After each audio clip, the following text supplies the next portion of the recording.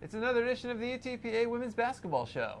My name's Jonah Goldberg, and this guy. I am Larry Tidwell, head women's basketball coach of the UTPA Bronx. And the most successful head women's basketball coach of the UTPA Bronx, at least in a 1-year span this year and a 2-year span if you put together your first 2 years, as you've now got 16 wins this season, 16-12. So already the program record in wins, we talked about that a little last week. You've got the home record in wins because 12 wins at home. Some teams don't even get to play 12 games at home, and here you are getting 12 wins. Well, we have 12 wins at home, and I'm disappointed. I thought we should have had 15 wins at home. We early in the year when we had a little drama and Shante got hurt, Texas A&M Corpus got away from us by 3. We lost a close home game to New Mexico State, lost by 3, didn't shoot well, and then this past week we lost a game at Grand Canyon, didn't shoot well, didn't play well, so we're going to learn from it and move on. But ending the season 12-3, last year we were 9-3, so I think that adds up to 21-6 at home. That's not too bad of a record, but you've got to defend your home court if you ever want to have a winning season, and we did a pretty good job of that this year. Absolutely. This is going to go down as one of the, for now, the greatest season of all time, regardless of what happens for the rest of the season, which is pretty cool when you've got a few weeks still to go in the season. Yeah, we've got 2 big games coming up. Saturday we're at New Mexico State. The following Saturday we're at UMKC. Both teams played us well. New Mexico State beat us here by 3. UMKC came in, had a good game plan, and we had a really nice game with them. They're a young team, and Coach Freeze does an excellent job with them, as does Mark Trek with New Mexico State. Both first-class programs too. They run good programs. The New Mexico State game is interesting because when you go into it, you can't catch them for the number 1 seed anymore. You still have a chance to move up to number 2 if you beat them. So does this game have a different meaning? Is it more about getting revenge for the home loss? Is it testing yourself against a team you might have to see at the end of the tournament? What's the Well, meaning what there? we're going to do is we always go with the intention we want to win. And the more that you win, the better confidence you get, the better confidence you have, the better you play.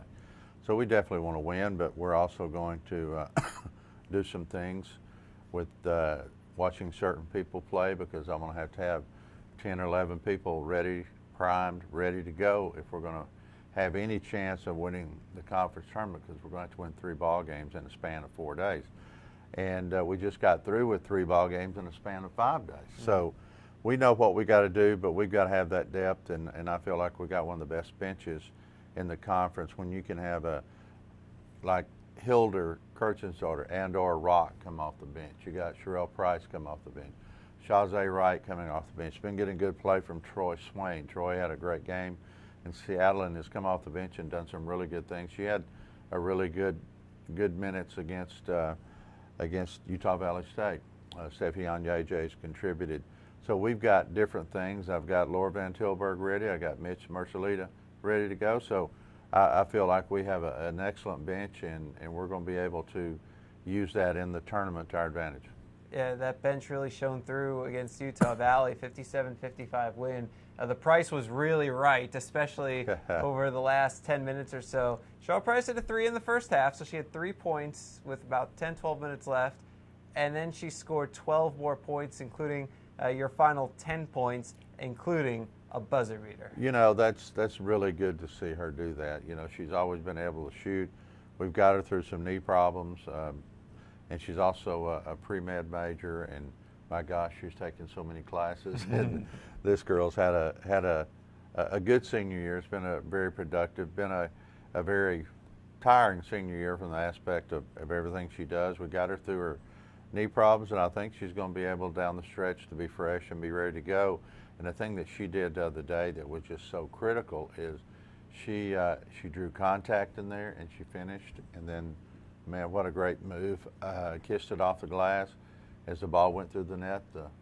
The horn sounds, and you know that you got one. So that's a great feeling, and congratulations to her. Congratulations to those seniors, Tiandra Nolan, Tanisha Walker, Shazay Wright, Brittany Bush, CP, Cheryl Price, 5 great seniors that we will definitely miss, but 5 seniors that know that we've got more fish to fry as we finish up the season and get ready for the conference tournament. Nice to see your seniors account for something like almost 80% of your scoring on senior day. It is. You know, they came in and just did a good job. I mean, on ball defense, Tanisha Walker, tenacious, and she hit 8 points. Yeah. Tiandria Nolan distributes the ball, doesn't care who scores. She had 8 points. And then, you know, Brittany Bush had 10. Shazay Wright came in and did some very good things for us. Her shot didn't fall, and I felt so bad for her. Her dad came down to see her play, her parents, and I know she wanted to do good. And she has a great attitude for us, great leadership skills. And as we go down the stretch run, she's going to be very, very valuable. And then Bush inside, you know, she gets a lot of stuff done for us. So 5 really, really good seniors. Well, it was impressive to me. One of the things was, you know, Shante Goff, she averaged 19 points for the week. She had broken 20 against NJIT Monday. She had 26 against Grand Canyon Thursday. But then Saturday, with her shot not going in and other people's she stepped up with a season-high 6 assists. She had 6 assists. She plays good defense. And, you know, it's on Thursday she played 40 minutes. You know, in times that are critical, you know, she's going to be on the floor.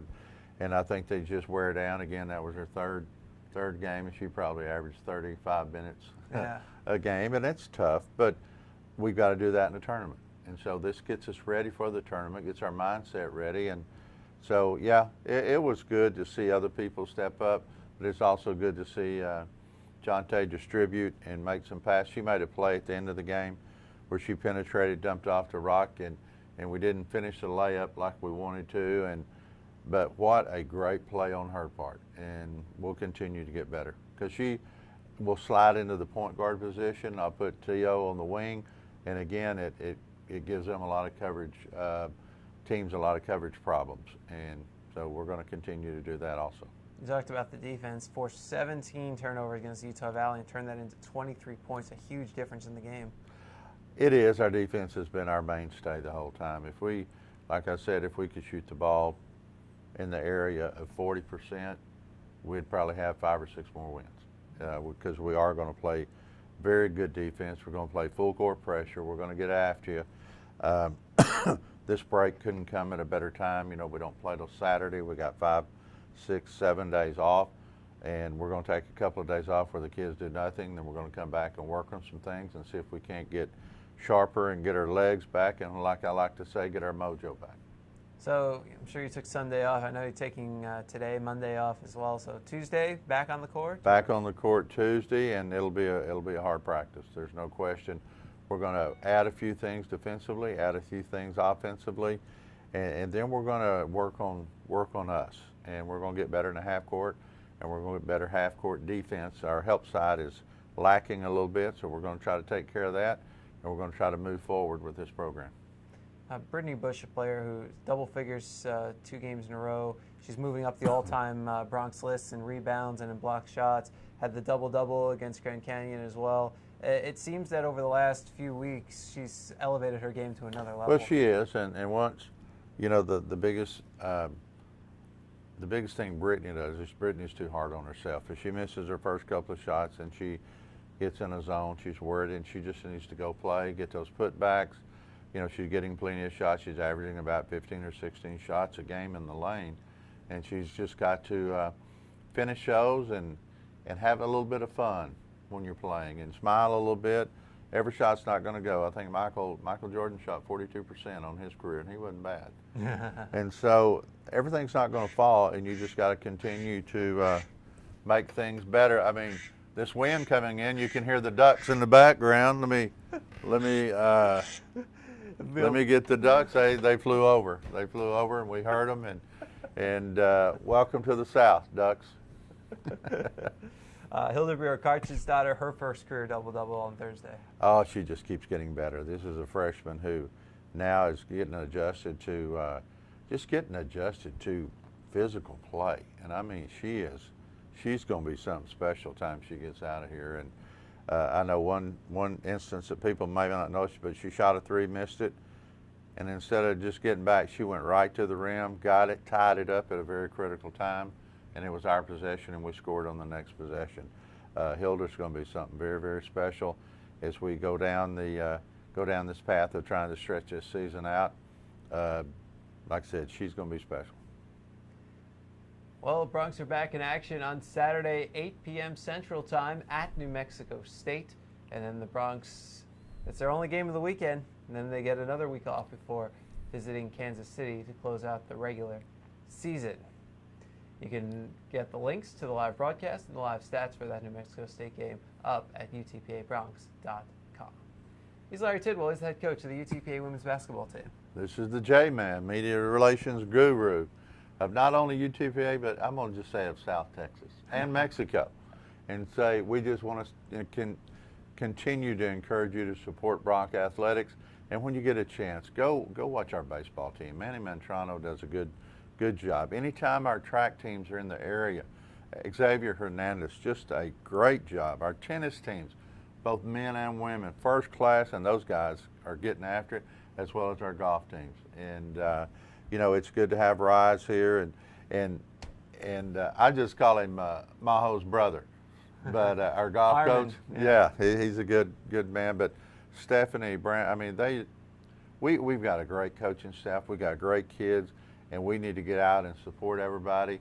And while we're on the road, come back and support Coach Hipsher and those men, because they're going to surprise people at the tournament. I guarantee you that. And women's tennis is at home on Thursday and Friday. Baseball's home Friday and Saturday and Sunday. Men's basketball's home on Saturday. A lot going on around homecoming I think week. homecoming. We're going to be gone during homecoming, but I hope everybody has a good homecoming. Absolutely. So we'll see you next week, but until then, go Broncs.